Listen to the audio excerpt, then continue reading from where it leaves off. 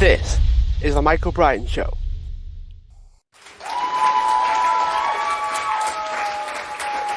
Hi everyone, welcome back to the show, and today I'm joined with Mike Zeller, who's an entrepreneur, an author, and he's been featured in Forbes, Business Insider, Fox News, and many others. His book is actually The Genius Within, and we're talking about the zone of genius today. So, Mike, firstly, thanks for being a guest on the show, and tell us a bit about the zone of genius and how you got started.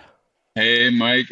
So honored to be here and excited to connect with you. Basically, I started the quest to understand my own wiring, my own talents, my own strengths years ago, because I also noticed I sucked at certain things. I was not so good at certain things, and I was amazing at other things. And at first, you think in school, oh, I got to manage my weaknesses. I gotta like get better at my weaknesses. Well, the secret to high performance often is really managing your weaknesses, but locking in on your strengths, doubling down on your strengths. And I've found that to be true over and over and over again. High performers, the best of the best, men, they are locked in on their strengths. And so, starting a bunch of different businesses, I saw that I was really good at certain aspects of business, but I also was terrible at others, and I would procrastinate forever on things that were not in my wheelhouse, which is a clue that it's not one of your areas of genius. So you should delegate or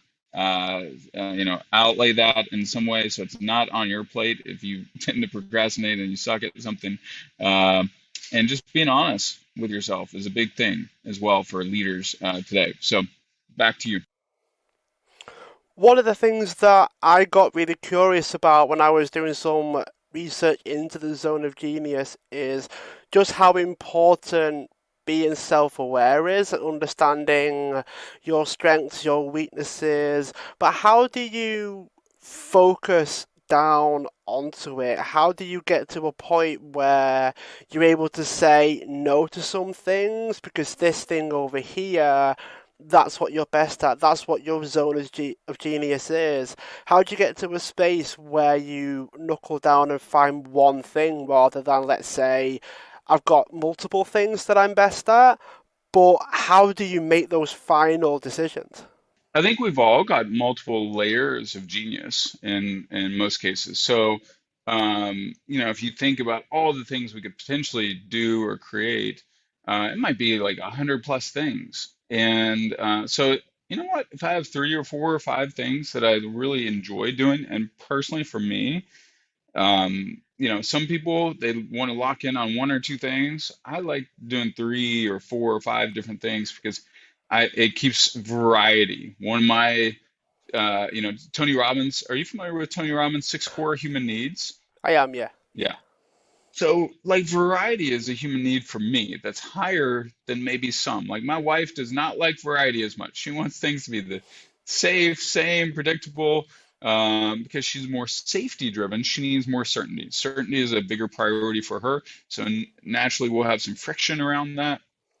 Um, but man, I love creating. Part of my genius, I'm a business architect, and I can see how to build a brand, a business, how to design a business around your genius. And so that's a big value for me. And I can lock in. Now I got to create space. So like one of the things I love to do is I'll block off the most valuable parts of my day, typically, which is for me the first 3 to 4 hours I'm awake. And that's when I'm going to do what I'm best at and what I'm most desperately needed in. And I'm going to have fun doing it. I'm going to lock in. I'm going to put my fancy noise canceling headphones on. I'm going to get out of the house, get away from the wife and baby, not because I don't love them, but because I want to lock in and focus and create and I have fun. I get to swim in the world. I get to swim in creation. For me, that's a lot of fun as an entrepreneur and leader and a creator. Um, but I got to block that time away. And the other cool thing is I'm twice as likely to step in a flow state if I'm functioning out of my strengths instead of my weaknesses. And when I'm in flow state, or anyone is in flow state, they're 500% more productive. It's crazy. 500%, that is pretty intense. That's a massive, massive difference, isn't it?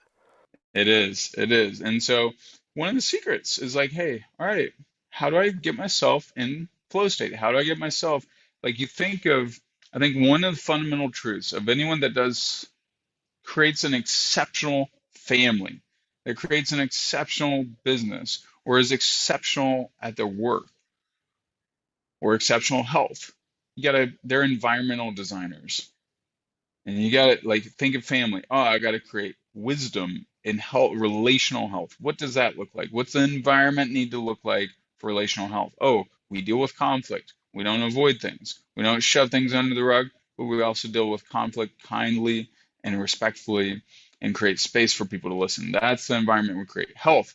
Hey, if I'm eating junk food in, junk food out, right? Like I gotta, if I'm my health and fitness routine is poor, guess what? My body functionality is going to be much further below its potential.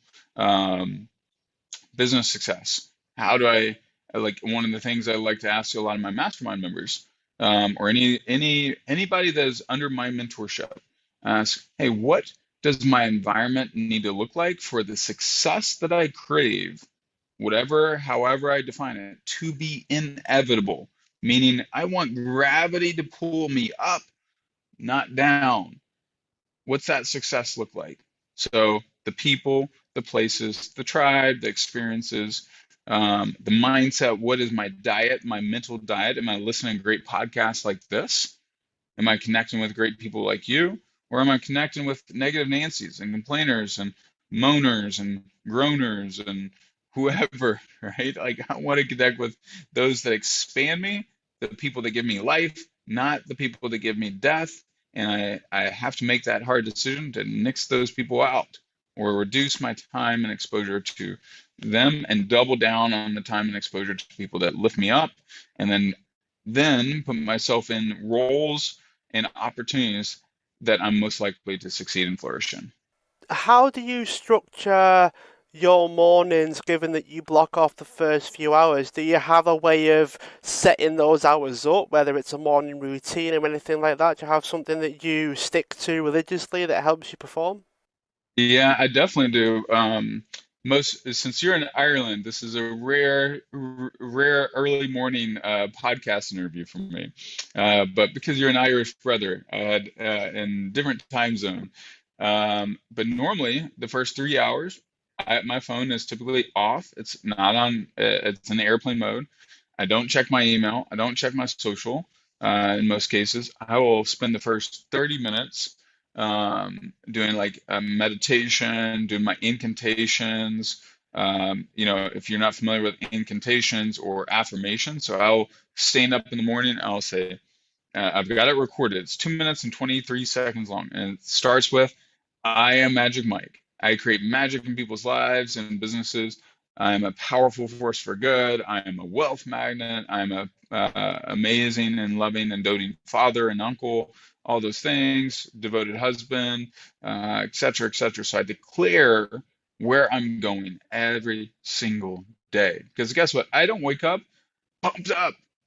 I wake up when my alarm clock goes off. I want to hit snooze most mornings, but I'm not going to do my best if I'm hitting snooze every morning. So, and then if I'm kind of in mental cobwebs, I want to direct my mind and my emotions to where it wants to go, where I want it to go. So I kick off with that affirmations. I have a Genius supplement, a nootropic. Nootropics are, supplements that help your brain focus and stimulate mental performance. So I take that in the morning from Genius brand, and it's got some ashwagandha and other things, natural Ayurvedic herbs that help you stay calm but locked in. And then I do some a matcha latte, and then I will start after my 30 minutes of reading. I'll typically read for 10 to 15 minutes. I'll read longer during the course of the day, but I'll lock in for the morning just to get my mind right. I'll do a little bit of journaling. I'll review my action items for the day, and then I'll dive in typically to a writing or creative project, something that needs me to think. I'll do one of my best, most value. I want to use my best energy. Not all hours are the same. So I've got about 3 to 4 hours of peak mental and emotional energy. I want to use that on my most important, biggest needle mover in my life or business. And so, like, I might be writing a book. I wrote my book typically from the hours of 5 a.m. to 8 a.m. Every morning for about 30 days, and I had it done after that. I've heard you've got quite the skill when it comes to your matcha lattes in the morning. Have you got any words of wisdom to share on that? Yeah, I love, matcha. Matcha has about 100 times more antioxidants than coffee, and it also has L-theanine, which creates more focus. So again, I don't want the jitters and I don't want the energy crash, but basically to create a great matcha latte, I literally think I have created the best matcha latte recipe in the world. No joke. So you got to start with great ingredients. So this Yujito matcha brand. You don't necessarily need the ceremonial matcha, but matcha is basically ground up a select group of green tea leaves, ground finely ground into powder. And so you get this Yujito. It has about half the caffeine of a cup of coffee, or a little bit more, maybe two-thirds of the caffeine, but it's slow release. And then, so I get that, I blend it in with a little sea salt, Himalayan sea salt, one little, like half of a teaspoon, whatever it is, a little water, hot water, blend that with a whisk, add some oat milk, full fat oat milk or coconut milk, whatever your milk of choice, regular milk if you'd like, but that creates inflammation, dairy milk does. So then I add a small spoonful of coconut oil and butter and honey or maple syrup and some cinnamon on top, and it is absolutely delicious, guys. So it's really freaking good. I've had people rave about it once they've tried it. So It sounds like you've took bulletproof coffee and gone, how can I add to it? There seems like there's something missing. Because you mentioned butter and oat milk and things like that, and it just instantly made me think mhm. of bulletproof coffee. Yeah, it's bulletproof coffee for matcha latte with my own little twist. So, I do you love it. drink matcha? I am trying to actually reduce things like caffeine at the moment, but from what Yeah. you've said there, it's definitely a replacement worth considering for sure. Oh yeah, yeah, you'll dig it. I am going to give it a go. When I tried to figure out the idea of the zone of genius, making sure that you're in your best state, because I've realized, and I'm sure you can speak to this as well, is does the zone of genius change and shift depending on your own state? So let's say you look after your health more, you eat better, you exercise a little bit more. Let's say you make notes before you start committing to your health, and your zone of genius could be whatever it happens to be. Then you make a commitment to your health. Let's say you start to work out Yeah. every day. Does your zone of genius shift as you start to improve yourself? Great. Yeah, exactly. Good question, Michael. So naturally, like I'm a human being, which means I'm housed in a body. So how do I get my body into peak performance? Like I want to feel good. I don't want to just feel not bad. I want to feel freaking good. I want to feel focused, energized, excited. And so my diet, like I noticed, as an example, one time I went a whole year. I was on the super strict diet because I was playing baseball, college baseball, and I did not eat a single fried food for a whole year. And I would limit myself to one dessert a week. So I would have a dessert on Sundays and eliminated soda, eliminated any like super sugary drink. And I got my body fat down to 6%. And Wow. then after that, my nickname freshman year of college was Beefcake. My fraternity brothers used to call me Beefcake because I was just shredded. I was ripped physically. But then at the end of that year, I was like, you know what? I want some Long John Silver's, which is American fast food, beer battered, fried. fish and chicken. And I go to Long John Silver's and I ordered what it was one of my favorite meals when I was a kid. I pick it up, I go home, I eat it. The next day, I felt depressed. I literally felt depressed.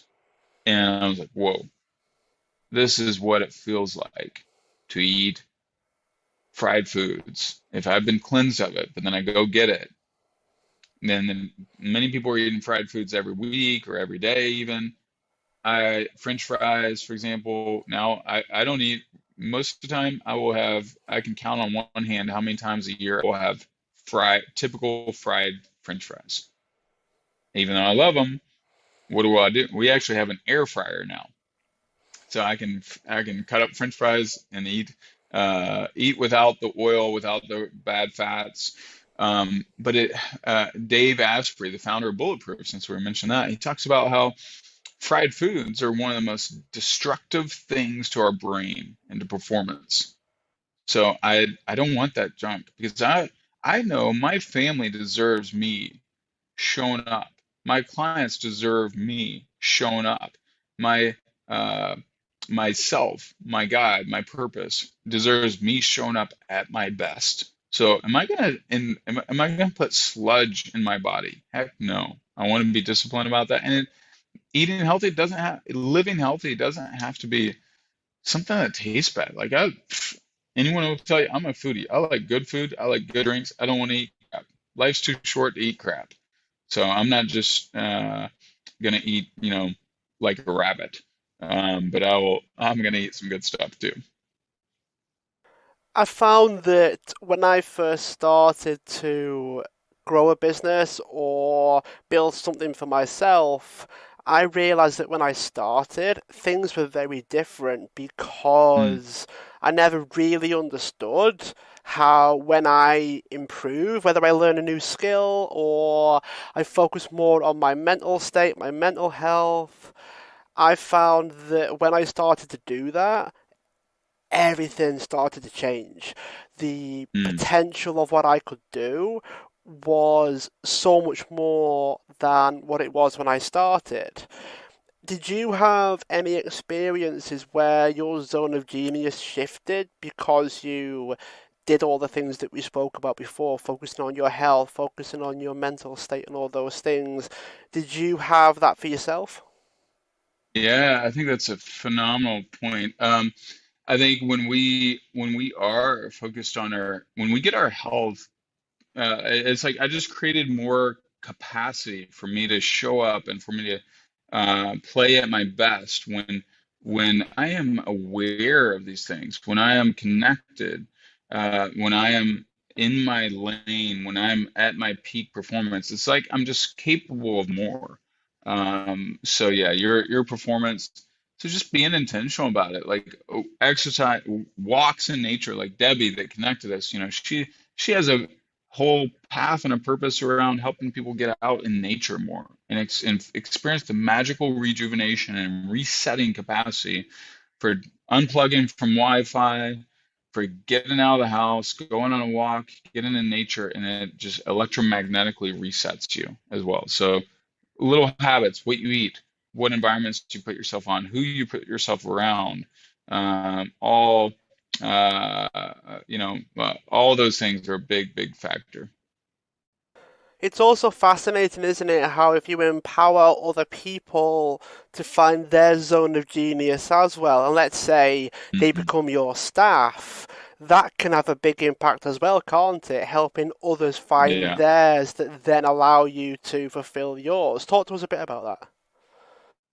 Yeah, what I found, like some of my staff, they love, I mean, I'm not an easy boss. I'm fairly demanding. I'm always creating something new. I'm always going after something new. And what happens is, as we do that, it creates a lot of change. So, like, I have a lot of change, but because my team feels like they're always growing. Like most of my team members in today's day and age will stay with me 3 to 4 or 5 years, sometimes longer. And it's because they're being challenged, they're being stretched. There's not a ceiling of their growth and capacity. So if I'm always growing and I'm creating an environment that respects and appreciates and admires other people's genius, guess what? Great things are going to happen.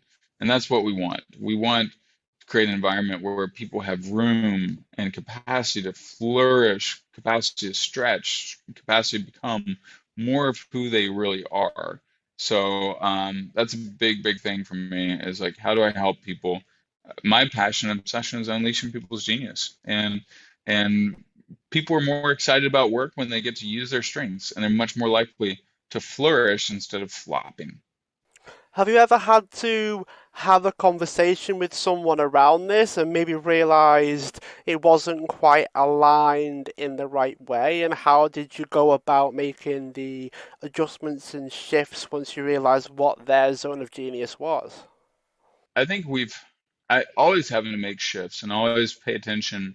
Like right now, my EA, she shared last week on something she was helping. She wasn't negotiating, but she was helping with a contract. And she was just reminding me, hey, Mike, I hate to negotiate. And if I look in her strengths, on her strengths finder and on her Myers-Briggs and her wealth dynamics, it says, yep, she's not gonna like to negotiate. And so I keep her out of that. And then we are fine tuning, always fine tuning people's roles. Christelle, one of my team members, I'm like locking her in more and more and more into her genius and into her potential to create around driving things forward. She's really good at certain things around that. So that's a big piece too. Like, where are they designed to flourish? How can I put them in the position for that? Even if that means, and if they're playing out of position, I want to be conscious of, oh, this is not their strength. So I'm going to put them over here, set them up to succeed. And if they're out of position for too long, I know they're going to get frustrated and they're going to be unhappy. So I don't want them over there too long. How fast do you tend to make changes? Is there anything that's perhaps too quick for people, or have you found that quick is always better? Uh, I mean, it depends if it's a new idea, new opportunity that I might make the change pretty immediately, like within the first you know 30 day first like couple hour. I might boom, hey, we're gonna shift to this right now. But oftentimes it's a little bit longer than that. So I don't have a hard and fast rule, but if I'm able to make the change quickly without creating too much pain and disruption, I want to do it quickly. Like Christelle, one of my employees, hey, she wanted to do a couple of things. I made the decision in 20 minutes. Like, yep, okay, that makes sense. Let's do it. Because I'm guided by the principle of, like, for example, I recorded my audiobook. I'm not as good at, she's a voiceover actress and voiceover artist. She's a musician, a singer, songwriter, and she loves speaking. I like speaking too, but I don't want to, for me to read my book on audio, I did not do so good. I slurred my words, I ran through it fast. I was bored and bored reading my own book, not because my book is boring, but because it's a repetitive task that is not in my genius. So I handed it off to her. I'm like, all right, I'll just do the intro and the outro, and you can record the book. And that was within. She proposed that idea to me at first. I was like, God, the author is supposed to read his own book. People want to hear from the author. And I was like, yeah, it's not my genius. Never will be. And I'm gonna write a bunch of books. I don't want to read them all. All right, I'm gonna hand it over to her. So, what kind of questions do you ask yourself to help you? Because I imagine you've got a couple of rules that you set yourself, but that's an in the moment thing. That's like life happens, something's come up, and you've got to decide whether that's for you or whether that's for somebody else or whether you don't do it altogether. How do you make those distinctions? I look at, you look at the nature of the potential impact, the leverage, the challenge with it. One of my rules is I want to look for things that are ELF, easy, lucrative, and fun. So if it's easy for me, that's probably actually in my genius. Because, and the challenge is, like, there's probably things, what are you amazing at, Michael? I'm curious. What are you freaking amazing at that just comes to you like that? You're like, boom, I got this. This is easy. That's actually kind of hard for a friend, a romantic, and person, whatever. What are a couple things that you're just freaking amazing at? I'm curious. For me personally, it's probably listening and being able to connect the dots with people before they Yeah. can connect it themselves. Okay, great. So naturally, probably more of an empathetic, connected listener, which makes you a great podcast host, right? You're asking thoughtful questions, you're flowing with the conversation instead of rigid. This is my outline of where I'm going. So I've found for me, what's easy for me, architecting out ideas, generating the first 80% of an idea, then letting someone else finish the last 20%. I suck at finishing things. I'm amazing at the beginning. So I got to hire as a smart, not foolish, leader. I got to hire people around me that are amazing at the finish. And I got to be okay owning that, saying, hey, I'm amazing at this, guys. I'm, I'm not so good at this. And the reality is the people around you already know that, but your honesty actually creates space for them to say, all right, hey, Mike, remember you suck at this? Let me take that for you. And I'm good at this. I'll actually enjoy this. So how do you actually find people that can finish the things that you can't? Because while I understand the element of I'm great for the first 80%, the last 20 I tend to struggle. But how do you find someone where the last 20% is their genius? Because I'm sort of playing devil's advocate now. If they Yeah. themselves have a hard time starting because it's not their zone of genius, how do you balance that when you're trying to find people? So for me, what I've found is when I look at my whole process, which I take people through 5 different personality tests. If they're a client, we're going through my Zone of Genius, my Genius Within book, my Zone of Genius course. Um, and so you go through the wealth dynamics, the only test that shows you your natural pathway for building wealth, which we all want to get wealthier, let's be honest, right? Second, your strengths finder, that shows you some of your natural tendencies for strengths, and your top 5 out of 34 strengths. The third is your disc profile. Fourth is your Myers-Briggs disc, measures like how dominant you are, how interactive you are you a steady personality type, or are you kind of like up and down, or are you conscientious or careful? So I'm a high DI, low SC. So I like to drive things forward. And I like to influence and persuade people forward. I'm a high in ideation and connectedness and belief and relator, on the strengths finder. Um, Myers-Briggs, INTP. So I like to architect things, and I'm a great problem solver. Wealth dynamics, I'm a creator. I like to generate ideas, create things. I'm great at project-based leadership, not people-based leadership. I love to innovate, and test out things, and I'm comfortable with the risk. Like a lot of people wired like me, or like Elon Musk, Steve Jobs, Richard Branson, they take risk and they might flop.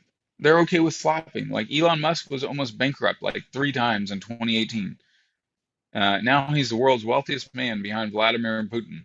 So, right? So you think, these things, you're going to have bigger ups and downs as a creator. And I'm okay with that. So other people need to be steadier. Like Warren Buffett is he's an accumulator on the wealth dynamics, slow and steady. Now I look at, all right, so if I'm those things, so if I'm a leader or business owner, um, my thing is I want to put myself in my right position to succeed. Like Socrates said, to know thyself is the beginning of all wisdom. D. Hawk, the founder of Visa, he found the very best leaders when he started writing for Harvard Business Review. He found the very best leaders did something that ordinary leaders did not do, which is they spent more than 50% of their leadership energy on leading themselves, which means I put myself in the right position. I'm not haphazard and accidental about that. Okay. And then I look around me when I do those tests, when someone goes through my full process, they got the greatest accumulation of clues about who on earth they are, what on earth they're meant to do, and then where they're amazing and then where they suck. So then I look at, all right, I need someone that's amazing finisher, that loves the administration, that loves these other things, that loves to perform, loves to be out front. Okay. Um, that's good. All right. So then I design job ads and roles that fit those profiles, not that attract another one of me. I don't want another one of me. I want someone else that balances me out. So hope that kind of makes sense. Yeah, it does. It's almost like the more you know about yourself, you can figure out where the gaps are, where the spaces are, where you don't quite have the complete picture. You can find someone that completes the picture for you. Exactly. Yeah. That whole Jerry Maguire thing, you complete me. That's true. Yeah, yeah.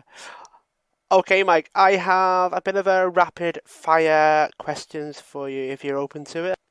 Let's do it. What is the best piece of advice you've ever received?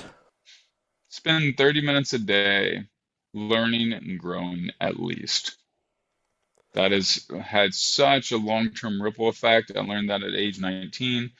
And so 30 minutes a day reading is what I started doing then. And now I've read over 2,000 books. I can say I'm a certified expert in leadership, human performance, relationships, sales, marketing, business, entrepreneurship, so many other things. Becoming expert in trauma and healing, like restoring human beings to their full potential. So yeah, read 30 minutes a day. Another one was along those lines. Brian Tracy said, "Hey, if you read a book a month in your chosen field, you'll be an expert in 3 years." That's not that hard. No, no, it's not. 36 books. What'll go down as the worst piece of advice you've ever received? Hmm. Um, I got advice from a mentor back in, what was it, like 2017 or something, 2016, that I had all this talent and all this relationship in the real estate, but my heart wasn't in it and was more my past than my future. But I trusted his guidance, and I started home renovation that I ended up honestly losing over $200,000 on. The only property I ever lost money on. And I didn't go with my gut. My gut was saying, no, you don't need to be in real estate in that arena anymore. You have a different path, a different future. Um, your past doesn't, it gives you clues about your future, but it doesn't dictate your future. And I wanted to move out of that arena, and now I'm fully out of it. But at the time, that's it was kind of an obvious thing. Is like, hey, you got this thing, but my heart wasn't in it, and my gut. And he didn't ask me, what does your gut say? What are you longing for more of? So now, as a mentor to others, I'm not going to tell them just, hey, you can do this because you've done it in the past, and it's easy money making opportunity. No, I want people to make decisions that are in alignment with their destiny. If someone was to struggle to find their zone of genius, let's say they've read your book and have decided to go down that path, what would you say to someone that was having a hard time really nailing it down? Um, I think if when someone goes down the path and starts the quest to find their genius, your goal is not to figure out everything like a crystal ball or a psychic. Your goal is to see what are the right next steps. You think of a car at night. Car at night, the lights help you see the road ahead, the next parts of the road ahead, the turn ahead. Doesn't let you see the whole road. I'm not going to see the road. If I'm driving from, Paris to Barcelona, I can't see the whole road at once, but I can see my next, 100 feet or next 200 feet. There's a verse in the Bible in Psalms that says, "Your word is a lamp unto my feet, a light unto my path." What's a lamp? In old times, before we had, when we were walking and traveling by horseback and all that, a lamp, you're holding up a lamp, a gas powered lamp, you can see, or fire driven lamp, you can see the next 5 to 6, 7, 8 steps. Can't see everything. So sometimes we're obsessed with the finish line when we need to be obsessed with the journey and be present to the journey and the right next steps. What are my right next steps? What would you say was the biggest risk that you've taken that paid off, and then the biggest risk that you've taken that didn't pay off? And I think I feel like a lot of my most painful risks that I took that I lost money short term are now still really valuable. Like I look at I started a men's fashion line. I lost over 300 grand probably in that venture of just money that I lost and mistakes and things like that. Um, but then also the return on it of the learning and the growth and Napoleon Hill says behind every setback is the seed of an equal or greater opportunity. And I have found now what do you got to do with a seed? A seed, let's think of a walnut. You got to crack that sucker open. You got to bury it in the ground. You got to give it water and sunlight and fertilizer and all that for it to grow. So you got to be intentional with the seed. Otherwise, it's going to be wasted. But the seed is really, really important. Um, so there's seeds of opportunities in your failures. I don't think any failure is wasted unless I let it be wasted. But starting clothing line short term, man, that sucked. Doing that home renovation where I lost a couple hundred grand, that sucked. There was no win in the next 2 or 3 years directly from that. But long term, I'm going to be way smarter as a decision maker as a result of both of those. And I'm grateful I took those risks. And I'm just getting started. So the next couple of years are going to be a tremendous fun for me. They already are. So, for the last question in the rapid fire round, Mike, what would go down as your keys to success? And I'll let you list as many as you think are relevant. First one that I love is knowing your genius. I think Socrates was a pretty wise guy. He said, "To know thyself is the beginning of all wisdom." So, now I'm a little biased. I created a book around finding human genius, but at the end of the day, Socrates he mentored Plato and Aristotle, founders of Western culture. We don't have democracy without Socrates. Pretty wise guys. So I'm going to say, you know what? To know thyself is the beginning of all wisdom. Get to know yourself. People who accomplish extraordinary things put themselves in extraordinarily right positions over and over and over. You cannot tell me, no, I have yet to see an example of someone who did something extraordinary that was not at the end, when they got the end result, was not in an extraordinarily right position. And it's part art, part science. You can figure out what an extraordinarily right position would be for you with much greater clarity, much greater precision, and think of how valuable precision is. If I'm having a heart surgery or brain surgery, I don't want the doctor to be guessing. I want them to be as freaking precise as possible. And you look at I was reading something about SpaceX and all these rockets and stuff. They've been right. The science and the predictions, they have been right to the 99.9999% of the time, in the sense of the reactions and the results and time. Like, they predicted it was going to take X number of minutes and seconds, and they were on point to, like, they missed by 2 seconds some of those predictions. And it's like, wow, how they're so precisely right.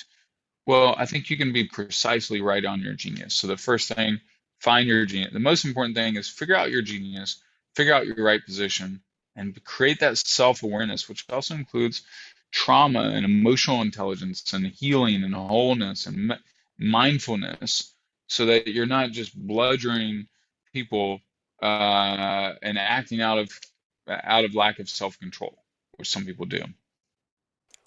Do you have another one, or is that the main key to success for you? I have another one, 100%. I would say, again, back to the environmental design. Put yourself in masterminds, put yourself, like, I lead high level masterminds. I'm in masterminds as well. Um, because man, I put myself in those environments, guess what? I'm gonna naturally expand. If I put myself around other expansive people over time, I'm gonna continue to expand. I'm just gonna ripple upwards. I want to continue to ripple upwards. You know, so what does that look like for you? How do you put yourself in proximity? Proximity is power, because I have relationships now with so many amazing people that if I didn't have those relationships, I wouldn't be able to create and accomplish nearly as much. And I'd be fighting an uphill battle. So there's a massive benefit to relational net worth. To shift gears a little bit, Mike, I hear you're a pretty avid traveller, so you've been to a Oh lot yeah. of countries, a lot of travelling. Do you have any interesting places that you've visited and any particularly memorable stories that stand out?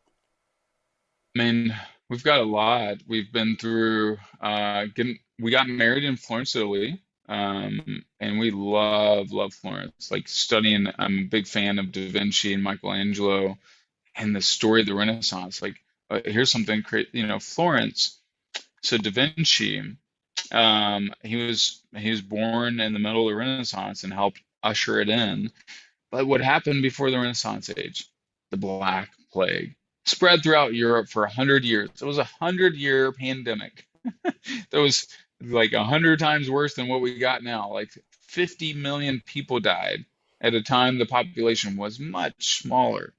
Like a third of the whole population died, right? So that would be like billions of people being wiped out. And what happened?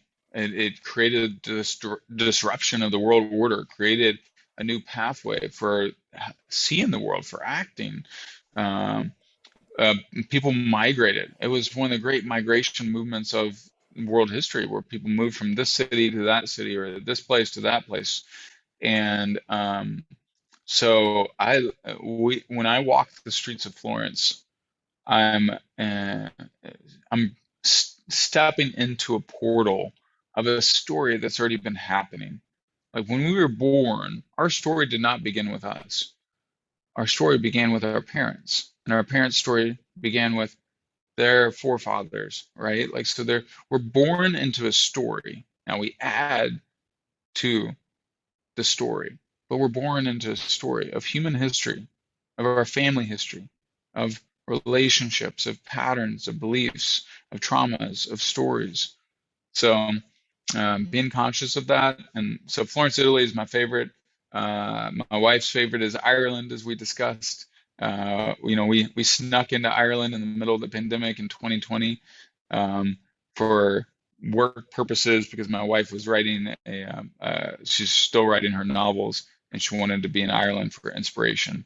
And fortunately, the border guy, I think, just got when my wife started panicking because she's a rule follower, and he started drilling down some questions and like, hey, you're only supposed to be here if you're on medical, whatever, medical worker, and I just played it cool, went on, and eventually he just rubber stamped us and let us in. But he did not want to, but fortunately we had a great time in Ireland, and we missed out on all the music in the pubs, though. That was my wife's like, you gotta come back during when music is alive in the pubs. So anyway, What's the future like for you? Have you got any big plans? I know you mentioned that you've got a few books in the pipeline. What's the future for Mike Zeller? probably a new book every 6 months or so. That's going to be a big part of the future. Becoming known as America's #1 expert at helping unleash people's genius. So that's a second big piece. Fingers crossed, moving to LA, Los Angeles, and then just man, my obsession is is people's genius. And so how can I help unleash more genius in the world? You know, one of the crazy things when we they in 1968 they did a study um, and found that 98% of 4 and 5 year olds scored at the genius level of creativity. But by the time they got to be full-fledged adults, only 2% of adults scored at human genius level of creativity. So, in other words, NASA astronauts were less creative than 4 and 5 year olds. So, you know what? I want to help bring that number back. Like get the adults back up to the 98% because I believe everybody has genius and I'll help unleash it. So that's my obsession right now. That's crazy to think that it's almost like growing up. Hmm. Experience tends to kill creativity almost. Oh yeah. So, just to finish us off, Mike, I've heard a rumor that you're actually an ordained minister. So, in the Oh yeah. spirit of leaving no stone unturned, Mike, do you have anything in particular that you want to share before we finish off? I think God has purpose for us all. I think that we all have genius. I believe in people's divine potential, and I believe that also if you have a desire that is within you for X or Y or whatever it is, that desire is good and it's been placed there. Where did it come from? I think it's been most of our desires. Obviously, we can have desires that are driven by greed or ego, but if it's a good, healthy desire and of accomplishment, you can desire to be very wealthy, but not out necessarily out of ego. Other than ego of like healthy self-regard, there is healthy ego, right? Um, Desires are good, and they I think they're divinely ordered in most cases. Um, and pursue it. Be like most of us, if we stick with something long enough, and we are reflective creatures, human beings, we're among the most reflective of creatures, but not all of us used our reflective abilities as well as we could. There's a reason the book is called Think and Grow Rich, not get busy and grow rich, not grind and grow rich, not hustle and work 80 hours a week and grow rich. It's Think and Grow Rich. The magic is in the thinking part of things. So, but that's a really hard work, is the thinking. So, if you're one of the 1% that wants to do some deeper thinking, then you can create magic in your life. Well, that's very, very well put, Mike, and a fantastic way to end. If anyone would like to get to learn more about you, where can people find out more? And also get the book. But yeah, thank you. You can go to geniuswithinbook.com. And I also have a 6 steps to finding your genius guide. I'll put that in the notes, or I'll give that to you, Mike, for the notes. Also, you can go to mikezeller.com or on any of the social media platforms: TikTok, Facebook, Instagram, YouTube, LinkedIn, Twitter, all at the Mike Zeller. So, and that's Zeller. So, would love to hear from you. Dive in. You can get the book at Amazon as well, wherever you're at in the world. And would love to hear from you and serve you in your journey. Thank you so much for being a guest on the show. For those that are listening, make sure you subscribe if you haven't already so you don't miss any of our future episodes. Leave a review wherever you are listening into your podcast, and feel free to share the show, tell others, spread the word, and I look forward to seeing you all again on the next episode. Mike, thanks again for being a guest. Pleasure. Thanks for having me on. If you want to join a community of like-minded people that are on the journey for health, wealth, and happiness, then my fulfillment community, my inner circle, is for you. You get continuous support from myself and also the opportunity to be supported, helped, guided, and collaborate with the other members as well. And also, you get the chance to ask my podcast guests questions. Plenty of people in there already. So if you click the link in the description for the episode, you get access to a 2-month free trial, and you're under no obligation to continue, and you can cancel whenever you want. Hopefully I'll see you there, and I look forward to helping you on your journey.